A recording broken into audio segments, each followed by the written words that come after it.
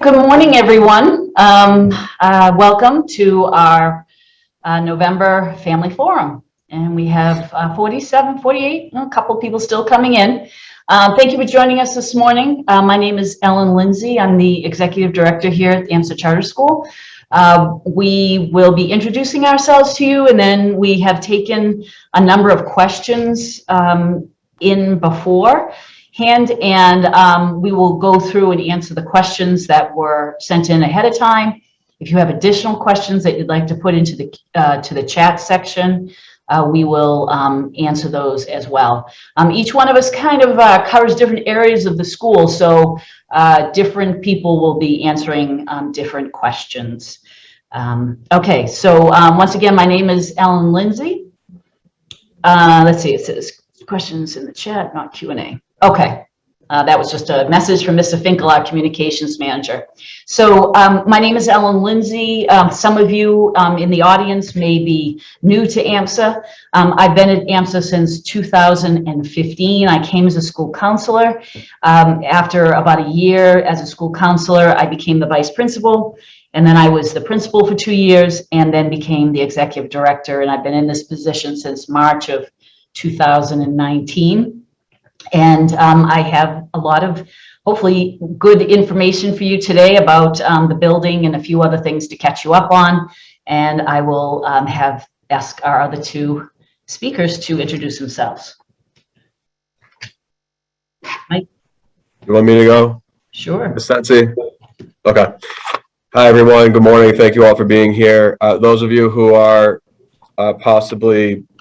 who are out there right now watching, who may be brand new to the school after the start of the school year and did not make it to the first family forum. My name is Mike Naraki. I'm the principal here. I'm in my 12th school year at AMSA. I started out as a special education teacher, became the dean of students. I think it was back in 2011, very late in 2011. I was in a dean of students role for, I think, close to 7 years or so, and then became vice principal and principal, the position that I'm in now, that started in March of 2019. So that's my little intro for those of you who may not have met me before. My main responsibilities is basically, sounds very simple, and every day looks different, but it's basically just overseeing the day-to-day operations and functions of the school, working very closely with our parents, our staff, and our students. Kind of involved in a little bit of everything around here. Everything that you see when you drive on campus for morning drop-off or afternoon dismissal, you've probably seen me out there. Sorry, our walkie-talkies are going off. Kind of involved a little bit of everything that kind of happens during the day. Miss Sensei and I and the deans of students especially really focus on all of that daily activity here at the school. I'll let Miss Sensei go, and then I know we're going to run through some of the questions that were submitted. So Miss Sensei, you can take it away. Thanks, Mike. Welcome, everybody. My name is Amanda Sensei. I am the new vice principal here at AMSA, and very excited to be here and be part of this team and be part of this community. My background in education, I've spent the last 13 years as a middle school and high school math teacher. So I have that math background, got my second master's degree in administration and leadership, and had this wonderful opportunity here at AMSA, so here I am. My roles every day really vary day to day as well. Like Mike said, I really also help Mike with the day-to-day operations of the building, but my focus, some of my focus, gets diverted into other projects and programs. One of my main projects is really student life, and what that looks like is the clubs that we run here on campus. We have about 40 to 45 clubs at AMSA, so I run the day-to-day of those operations. So that may mean any events that they're trying to host, or purchase orders that they're putting in, or promotions or flyers that they're posting around the building. I oversee all of that. I also co-advise the student government and we'll get into a little bit more of the student government discussion later in our questions. But that is composed of 32 students that make up student government, and we host things like Spirit Week, which was last week, and other events throughout the school year, the pep rally, things of that nature. And I oversee a few other programs here at AMSA, the ELL program and the reading program. I also oversee the lower school directed study classrooms and the class advisors and grade level coordinators. So kind of have my hands on a lot of different things, and then just helping Mr. Naraki on the day-to-day. So that's it. Okay, I was just thinking, Mr. Naraki, I didn't really explain what's the difference between a principal and what my role is. And so just want to, it's like, oh, well, what does she do if they're running everything with the school? And so, you know, I'm looking at the school from, you know, kind of a different view, and it's mostly, honestly, it's the business side. And I'm fortunate to, my undergrad is actually in business management. And so that was something I thought I was getting away from, going into school counseling as a second career, but here I am again. But I'm working with the business office. We manage all the budget. You're going to hear more about the building project. I will be working, you know, very, very closely with the new construction project that we'll be working on over the next couple of years, and also fundraising and capital campaign. But I am definitely, especially this year, we've really specialized our roles in a way that we haven't in the past. Where Mike is really, and Amanda, working with the school and managing that. And I am working on, you know, the business side of things. And Dr. Lewis, for some of you have been around for a while, you remember when Dr. Lewis was the executive director and I was his principal. He's back as the assistant executive director, and he's working on the academic side of the school. So he is leading that along with Mike as well, and working with the department chairs. So there's a question here about curriculum, and so, you know, I'll mention that as well. So that's basically the way that things are being managed this year. Mike, you want me to start with my questions? Yeah, it doesn't matter to me. If you want to start, I can go second. The order does not matter to me. So go ahead. Great. All right. So we really only received 8 questions. We have a few other updates for you, so we'll run through those as well. There was the very first question we had was from someone who said that sometimes the students are missing the bus because it takes more time maybe for them to go to their, you know, locker and whatnot and get out to the bus, and what do they do if they miss it? And there are telephones in all of the front offices. So in each one of the buildings, and we have 3 buildings, we have receptionists that are at the front desks, and the kids can go to any one of those buildings to our front office folks, and there's phones there. If during the day they needed to make a phone call, they could also we want them to go to the front office to make those calls from there too. So the students know where those front office receptionists are. They're very friendly. They're very warm people. The kids love them, and they will let them use the phones. So anytime your child needs something, anytime during the day, they're a great place to go, because the kids know them and feel comfortable with them as well. The second question was, once again, how often the curriculum changed and revised and updated for classes? And that is that's probably a more complicated question than it seems. I would say that the math curriculum is constantly being tweaked. If you had specific questions around curriculum, I would suggest that you speak to the department chairs. So I know that our math curriculum, that the bones of it has been, especially the 6th grade, has been around for a long time. And yet I know that Luba and the teachers are always tweaking it, especially since we've had the COVID situation happening. They've had to do, you know, some back teaching and filling in gaps and things like that. I know that the history curriculum has been updated fairly recently, a year and a half ago. I know we updated a lot of that, especially the 8th grade history. So there's kind of a constant movement. I know that the English, a lot of the English has been updated, the different books that the classes are using. When we changed department chairs, Alex Waldron was our department chair in English several years ago. She moved back to England. Marty Richardson, who's been here at AMSA for many, many years now, came in about, I think, a year and a half ago, 2 years ago, when Alex left, and they've done some changes too. So it's kind of like a living, our curriculum is kind of a living document. We're constantly updating and changing that. But any specific questions, please feel free to reach out to the department chairs. They are listed on the website in the directory, and you can ask them specifically what you're interested in knowing. The next topic that I have, and then Mike and Amanda are taking some of the questions too, was about the summer of 2020 and the Black at AMSA group.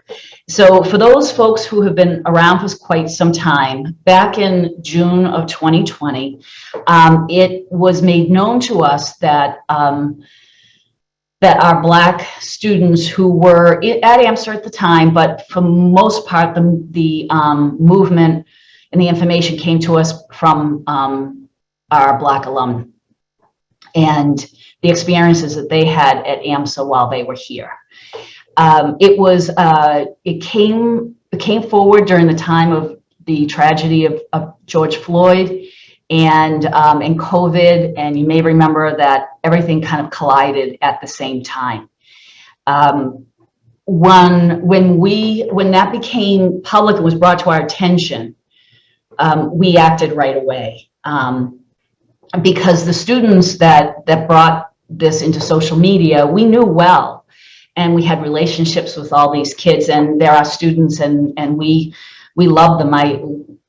We knew them. We knew them, and so it was a heartbreaking situation, and we felt that we didn't know clearly or clearly understand the racism that they had felt at AMSA. At the time, we did send out an apology to the community for what our students had experienced. The parent asked here about, they asked, you released a statement, was that just for show, or has the administration made any changes? I think probably the mistake that we've made there is we haven't been as public about the things that we've done as perhaps we should have. I talked to Dr. Lewis about that this morning, as this part of our work is under him now. And so I wanted to give you a brief update on what we have done, because I will tell you that time for me and for many of us was probably one of the most challenging of my career. And for many reasons. I mean, COVID was just, coming forward, and that was so difficult. But the idea that any of our students had felt victims of racism at our school was absolutely beyond anything that I certainly could accept. So we immediately met with those students. We had several meetings with them, one or two where all of us got together and we talked about what they felt should happen at the school. We also met with a group of them with the English department chair, Marty Richardson, and with the history department chair, Anders Lewis, because they really felt that those two departments in particular were very Eurocentric, and we wanted to change that. And so we did. There's been a lot of changes there. Anders created a class called Hate, Dark Side of American History, which talked about all different kinds of hates and biases, whether it's BIPOC community, our Black community, LGBTQ, and feminism, women's rights movement. But it went through all of those things and the discrimination that various groups have faced in our country over the years. And so we also brought in a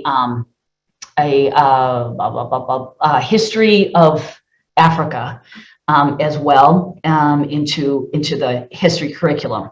But we also hired a DEI, so that's diversity, equity, and inclusion consultant last year. It was Dr. Danisa Amante Jackson. We worked with, it's called DEEP was the name of the organization. And we, the staff all received training last year. We worked on, visioning and how we wanted to move our work forward.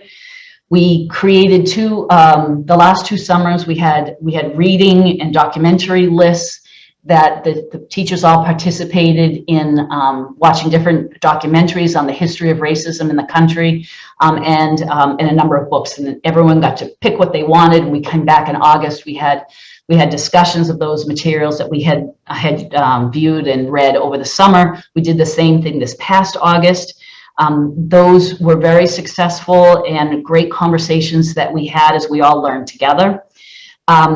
This year, we also hired an internal part-time DEI coordinator, and that is Mr. Peter Prue. He's one of our history teachers. He also has his undergraduate degree is in urban development. And Peter is working with Dr. Lewis, and they are right now actually getting ready to do a DEI survey with the students. We want to know how do they feel they belong, and how inclusive do they feel the school is, and what their experience is at AMSA. They will be doing a full DEI self-assessment of the school. That's going to go through all of our policies, curriculum. It's a tool that's it's actually on the Department of Education website that you can take a look at. And we're going to be doing the full self-assessment of the school, and put a committee of folks together to work on that. So we will have a couple parents on that committee. So if you're interested, you can reach out to us. And we will also, they've put together a board of multicultural student activities. This group of students there's a number. We have a Black student union, we have an Asian student union, we have a kaleidoscope group, which is LGBTQI students, IA students, and representatives from each one of those are going to be sitting on a board. Once again, board of multicultural student activities, and doing organizing multicultural activities. Some of you have been around for a while may remember that we do the International Festival each spring. Haven't been able to do that due to COVID, but that's coming back this year. And this group of students, this board, will be helping to work on that project as well. We also had a program this October, a few weeks ago, from History Unerased, which works with bias around LGBTQIA issues, and also people of color, and discrimination of all kinds, and the intersectionality of all of that. So that's the work that we've been doing. It's ongoing. It will continue as we continue to face our past and to look ahead to the future, so that all people from all backgrounds, all abilities, the way our mission states, and each one of us feels that we belong, and that we are at home here at AMSA for all our differences, for all the colors of our skin, and for all the colors of the rainbow. I don't have it with me, but there's a poster that I brought to the staff development in August. And it says, everyone belongs here, everyone's welcome here. And there's all the different hearts, the colors of the rainbow, and different color hearts on the bottom of different shades of everyone's skin. And I put those out, and I didn't know how it was going to go over. And by the end of the 3-day PD we had, between 80 and 100 were taken, laminated, and are on display here at the school. And we are truly committed to being a multicultural community. We are a multicultural community, and that everyone belongs here.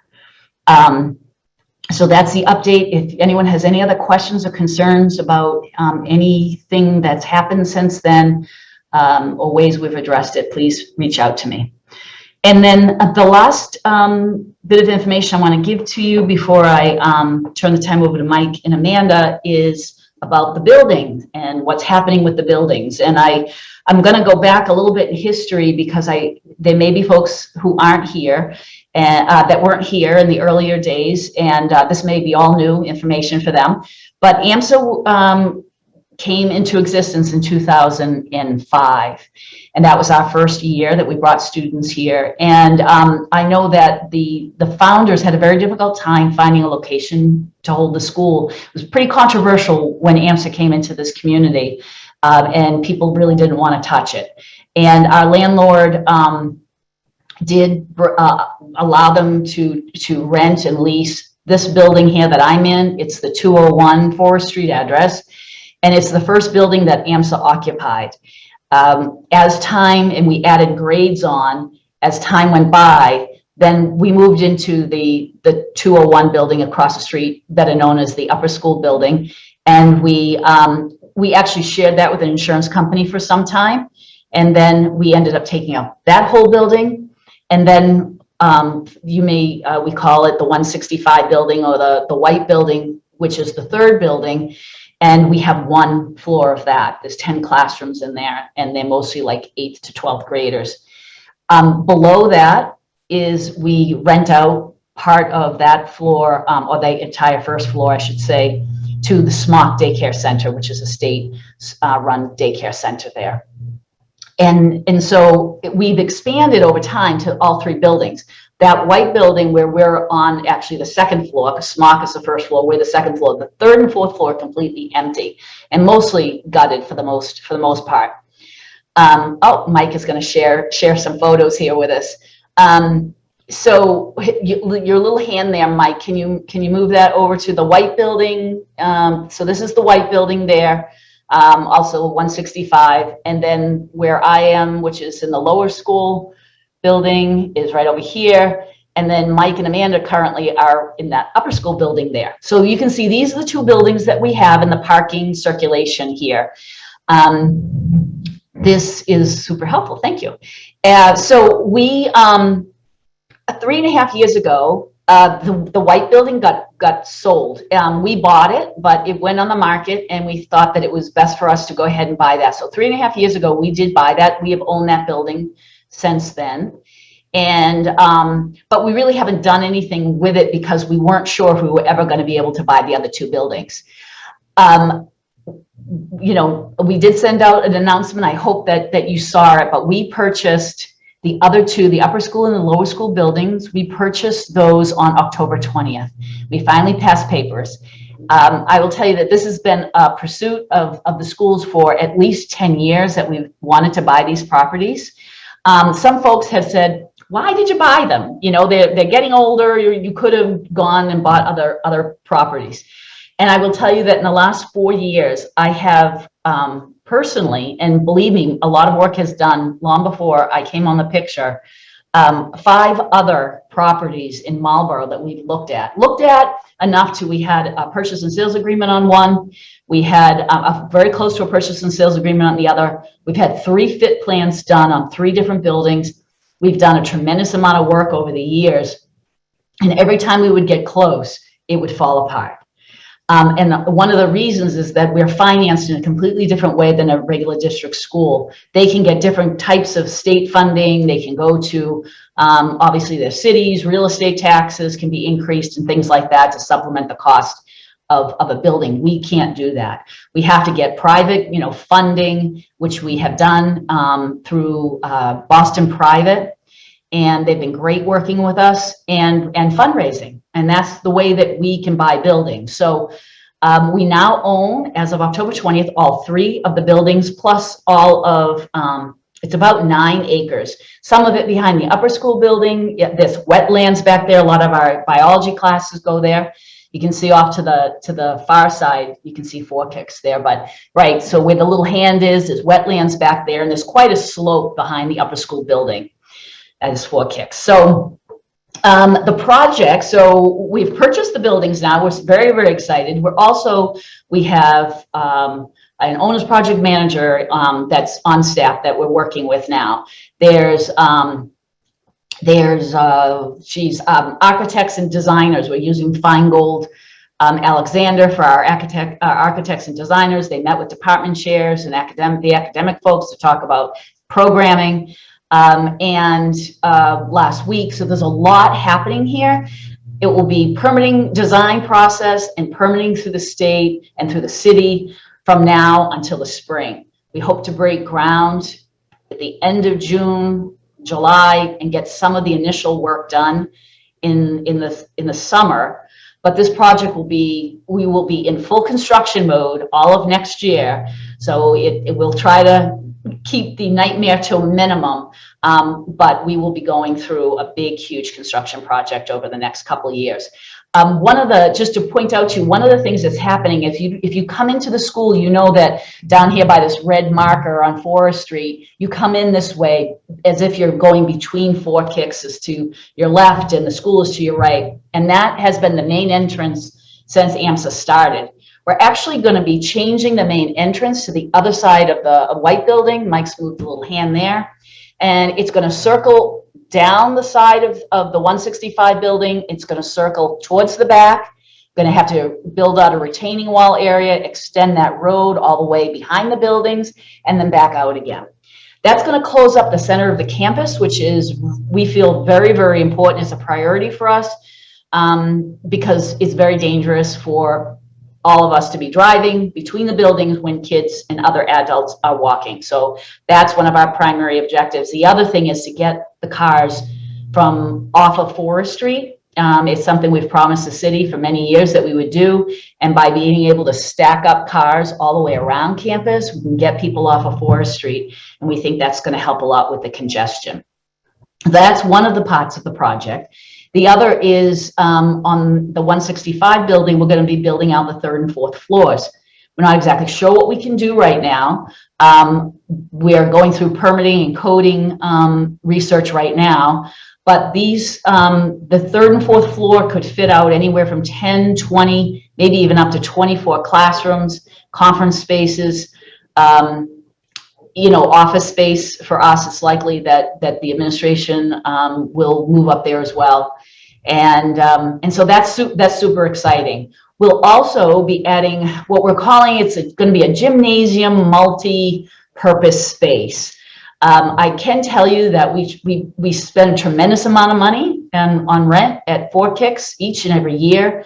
It's well worth it. It's a wonderful facility. We have a great partnership with them, but it is a huge number in our budget.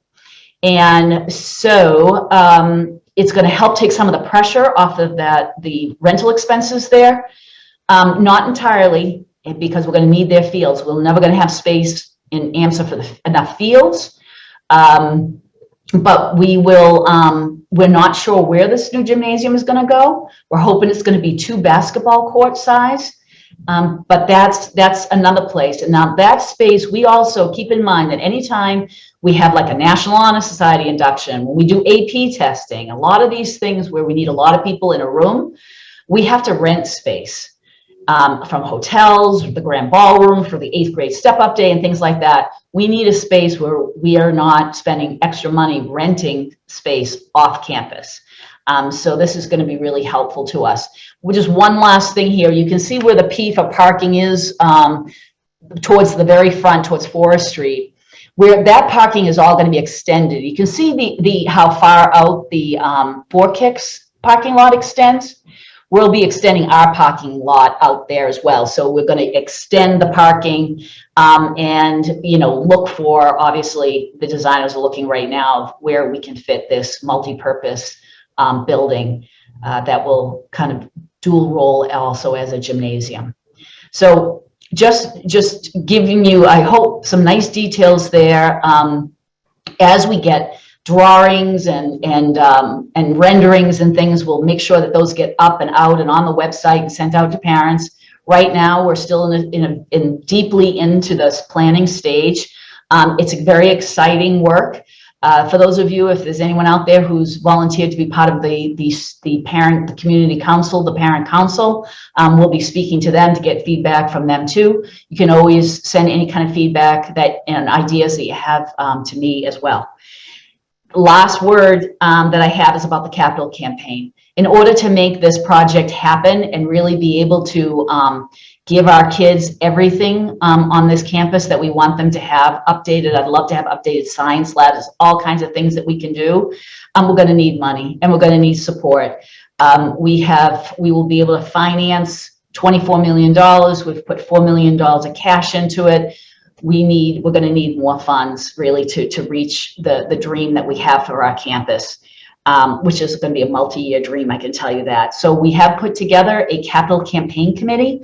You will be hearing about that as we launch this capital campaign, and hope to raise multiple millions of dollars through that, through not only our parents, but local community leaders, businesses, and the corporations that are in our towns. If you are interested in being part of this capital campaign committee, if you're somebody who just loves to do this fundraising and it's exciting and wonderful for you, please reach out to me. We're particularly looking for a parent from Maynard, because we don't have anyone on the committee from Maynard at the moment. But if these folks would be people that will open the doors for us and for me to be able to ask for the support. So please reach out if you would like to help us with the capital campaign. And I will turn the time now over to Mike. All right. Thank you, Ellen. So I have a couple of questions that I'll run through quite quickly, I believe. There was a question that popped up around sixth grade lunch. I know that there was just a recent approval for some vaccinations for children. I think it's ages 5 to 11, if I'm remembering correctly. I know that's under emergency approval right now. So we are going to be assessing the numbers as we move forward throughout the year. The question actually was, when will sixth graders be able to eat lunch all together again? I'm assuming that question popped up with word coming out regarding the vaccination update. We'll assess our numbers.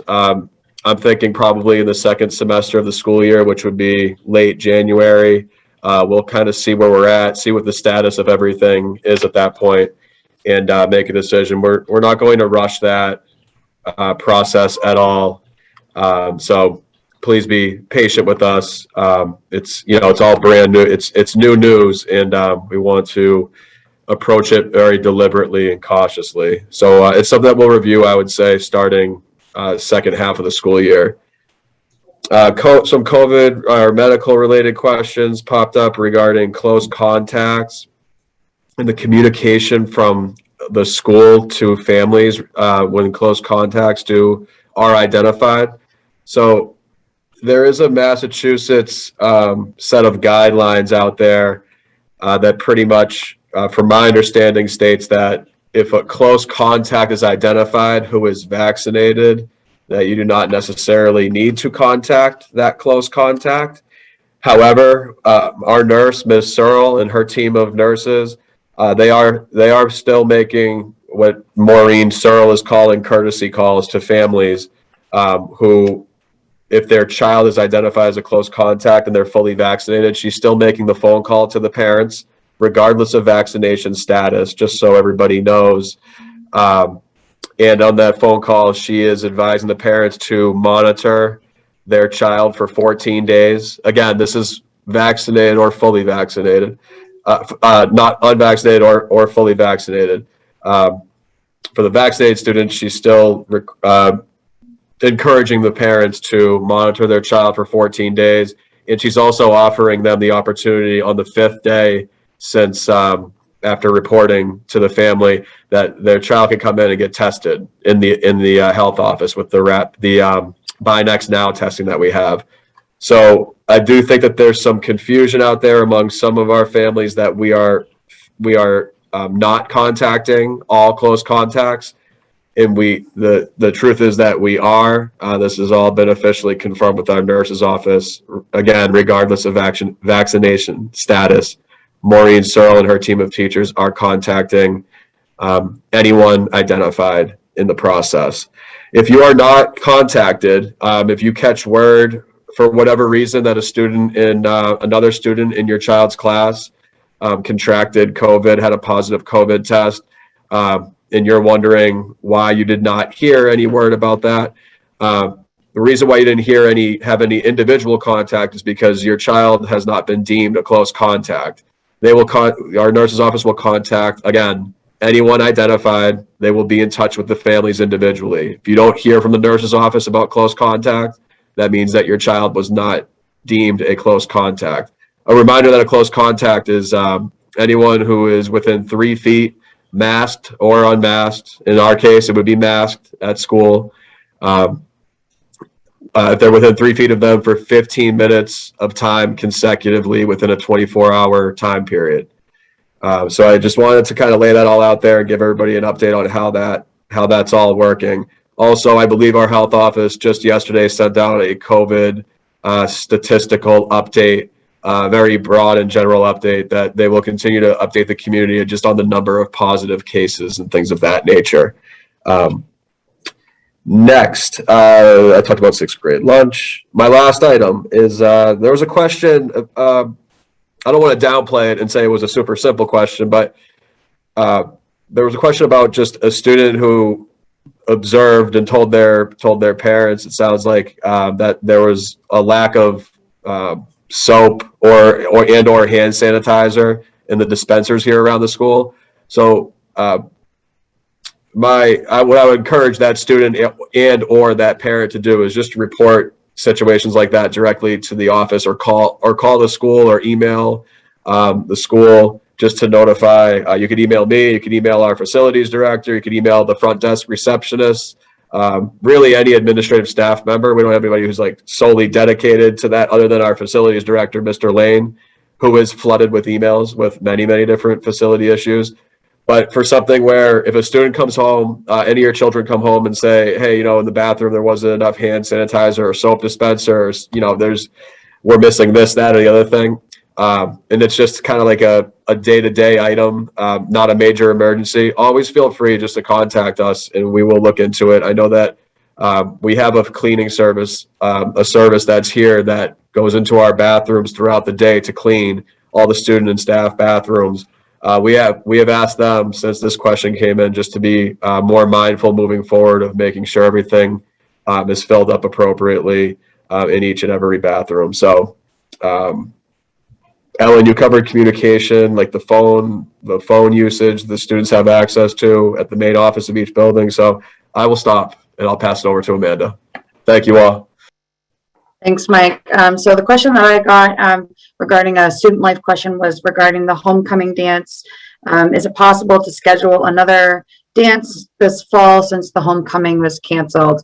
I know this was a tough decision that myself and the administrative team had to make together with the student government. We worked really hard to put the homecoming dance together. We had chosen an outdoor venue, like many other schools in the surrounding towns here. They did outdoor homecoming dances. So we had chosen to do ours at the Hudson Elks Outdoor Pavilion. It was scheduled to run this past Saturday, October 30th. And as you all know, it rained all day on October 30th. And the weather was just really against us. A little just bit background on the venue location. The venue is on like these back fields behind the Hudson Elks, and the parking is on the fields as well. And the Hudson Elks told us ahead of time, if it's raining and it's wet, then they don't want parking. They don't want cars on those fields because it destroys their fields. So we understood that. We had that discussion in the last week with the general manager of the Hudson Elks. With the weather, with the cold, the rain, we decided we needed to cancel. Unfortunately, where that's left us is the rest of the season getting also not in our favor with weather, cold, rain, snow, everything else. And the event really does need to be an outdoor event. I know we've gotten questions about, well, why can't this be an indoor homecoming?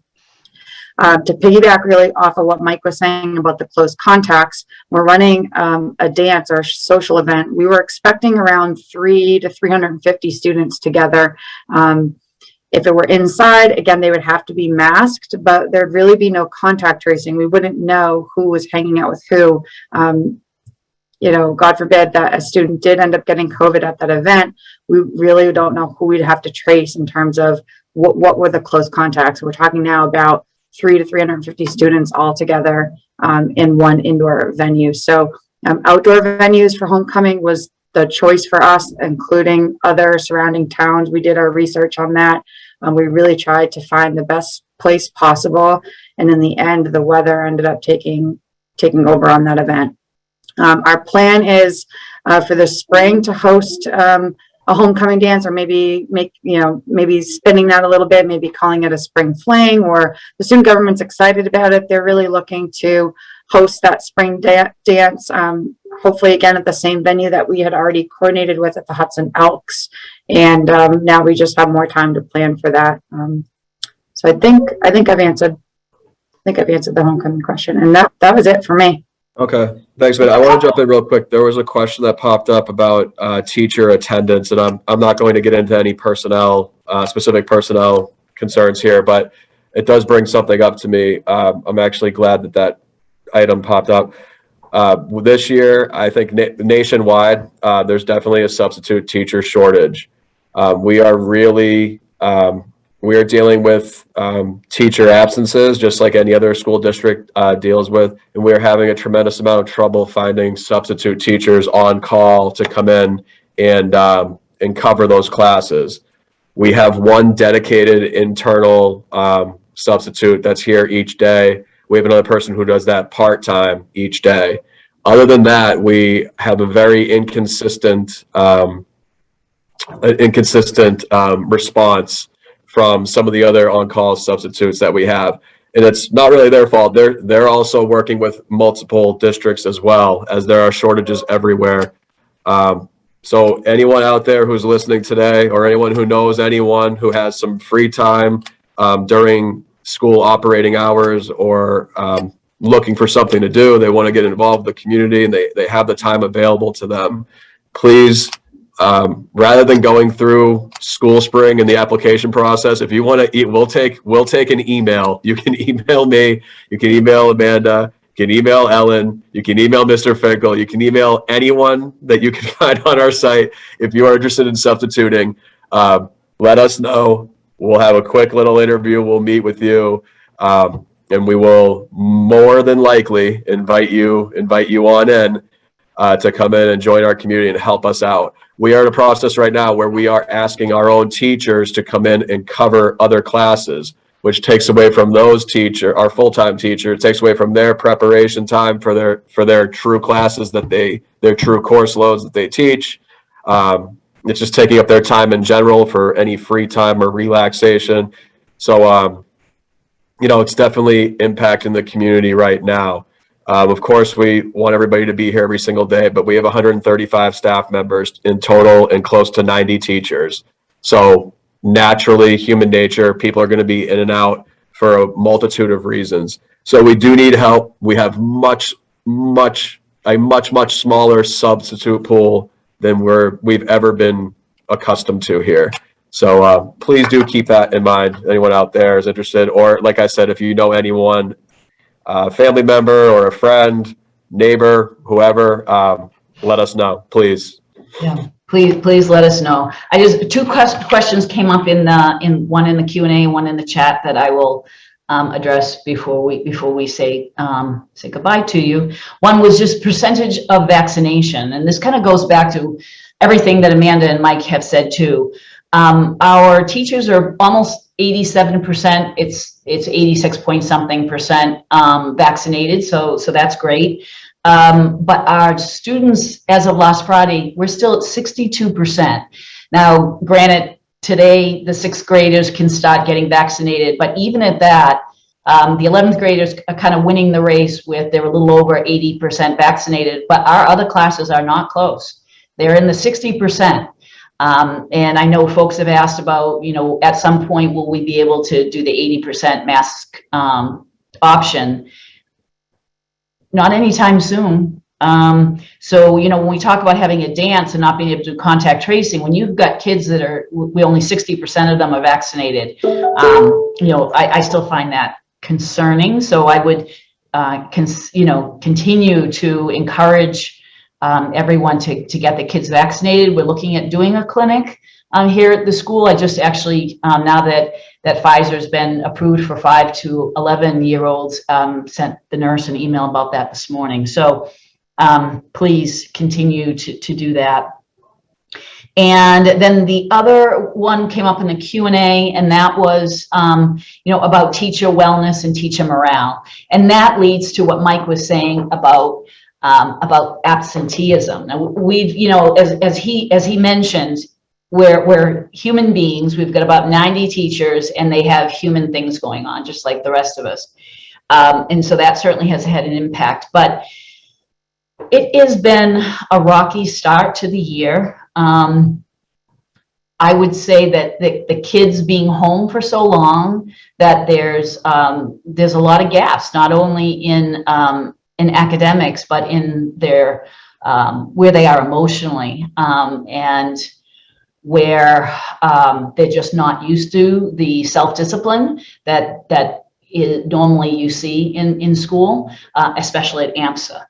In order to really deliver our curriculum, we need them to behave in class. And so there's a lot, I think, so there's stress level kind of going all the way around, where teachers really want to be where we were, to be able to deliver things the way they used to, and yet the students aren't really ready to have that. We've had behavior issues here at AMSA that we've never experienced in the history of our school. Everything from the TikTok challenges that we wrote you about, but other things as well.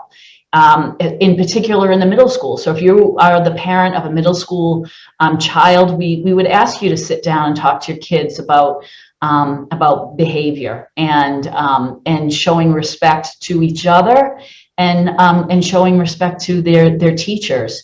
I was speaking to one teacher yesterday that said, I just wish the kids would be nicer to each other.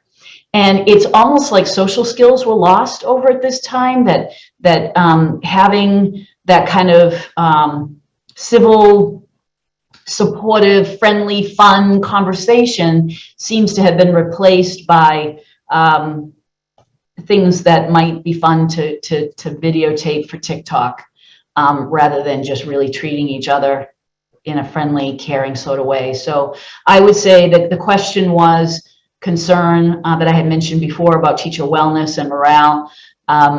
I would, and what can we do? I would say, just talk to your kids about how we're treating each other, about our core values of integrity, excellence, and community. And as I mentioned earlier, the fact that we all belong here, no matter our differences, right? And that we need to treat each other as caring and respectful community members. So I would say that we will continue to keep working here. We're working with the teachers to really reset expectations for our classrooms, reset what we're asking our students to do, and how to behave. And if they need extra support, where they get that extra support from the school counseling department, from teachers after class, and things like that. But that they're here to not only socialize, but they are here to learn. And we need them to be able to allow their classmates and themselves to be able to do that. So that is, that's all I have. We have one more Q&A. Do you anticipate AMSA requiring?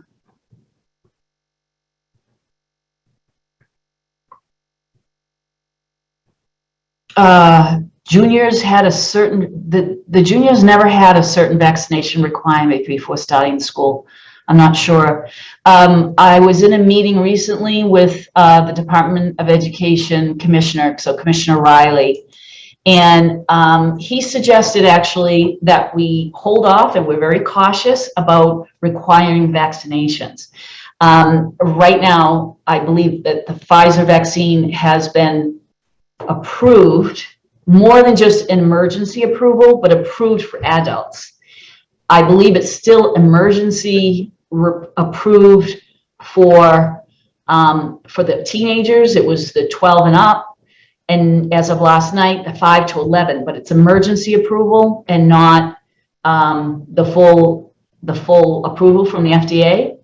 And Ellen, sorry to interrupt you. I think what this may be referring to is the immunizations that the nurse's office traditionally deals with 7th and 11th graders. I'm That's something they could. I'm so sorry. I believe ahead, that's what it's Mike. probably referring to, but that's something that they, I would encourage that parent, any other parents, just to contact Maureen Searle with more information. We have been trying to contact families that we are looking for certain documentation. It's a very small number. We have over 95% of those records, and maybe even a little bit more than that. We're just still trying to communicate with a few more families with the, I'm sorry, I don't have the name off the top of my head, but the immunizations that. But they are saying COVID, Mike. It does say requiring COVID vaccines for in-person learning. Yeah, okay. We won't be doing that anytime soon, and the commissioner has suggested that we not until it's not just emergency approval, if that makes sense. Sorry to interrupt you. That's okay. I thought they probably mean both. And when you say the 11th grade, you're probably right. It's the 7th, 11th grade, but they did ask specifically about COVID. Yep. Okay. There was one parent who has Mr. Finkel, so the parent has their hand raised. It seems like they want to say something verbally, which is fine. I just don't know how to. Let's just do these couple of questions here first. So parents should be notified. Any parent that their child is involved in a disciplinary situation, however they were involved, the parents are always notified. There's really only so much information on how much we can tell you about how administration handled it because of student privacy. So we can't say to you, this student did this and this is how we handle it, and give you step by step on how much time the student's out of school or any details like that. But if your child is involved in any way, you will definitely be notified.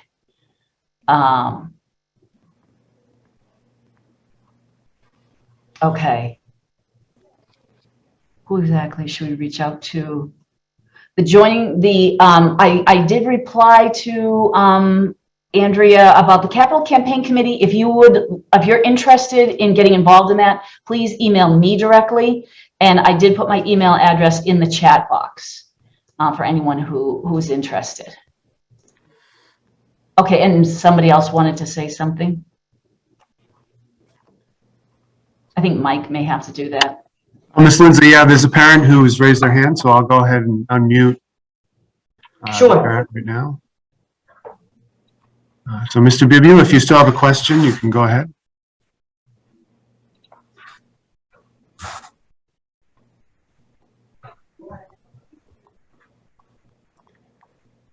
Answered. Thank you so much.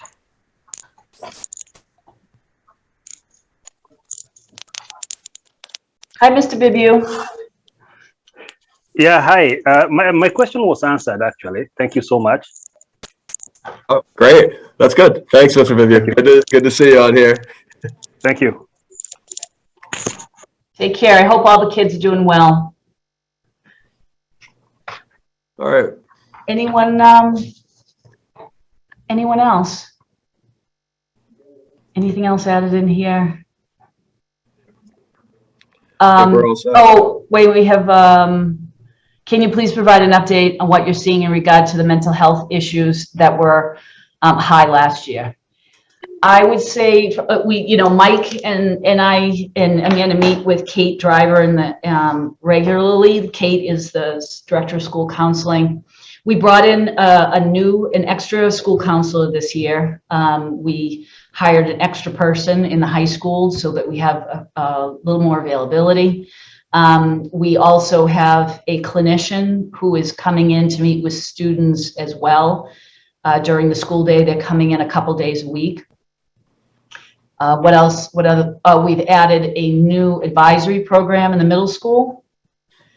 I would say that our students are just as stressed as everyone else, right? I think that as adults, we keep trying to put a name on it but COVID changed things. I keep trying to label it. It's this about COVID, or what is it about this year that feels different? And I haven't been able to name it exactly. Haven't found an adult yet who has been able to really pinpoint what's different and what feels so different. And yet I think that as a people, we've all changed due to what's happened. And that has had a huge impact on students. And so we're trying to bring more and more resources on campus to try to help them out. And we have increased our staff. I actually just met with several folks yesterday. There's a new grant, a new state grant that we're applying for that's going to help us really provide additional supports as well, and increase the time that the private practitioner is spending on campus too. So we hope to hear about that very soon. But I would just encourage you, if you're concerned about your child and mental health, please reach out to the school counselor, and they can help you set up services within the school and outside the school as needed. But it's something that we're very aware of. We spent a lot of time talking to the teachers about this in August, and our October PD. We've put together a group that's actually looking at this and social emotional learning at AMSA. We'll be working on it with the community council. So once again, if you're interested in the community council, we'll be working with it. It's called AMSA 2025, and building in social emotional curriculum into the school as well. And there's a group of teachers that's working on it called the Blue Ribbon Panel. So we're definitely, it's something we're focusing on.